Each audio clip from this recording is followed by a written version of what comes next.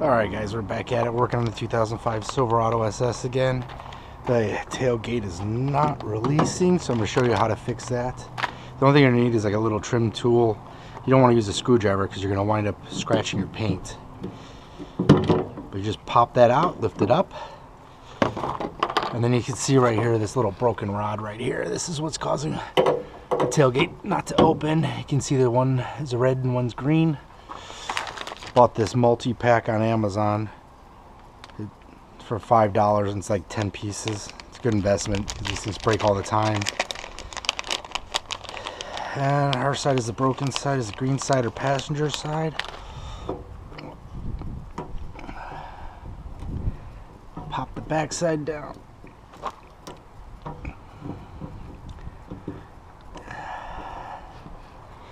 That's the old one. New one's going to slide in like this. Bring it in through the front of the hook. Clip it on through the back. Find the little lever in here, little arm.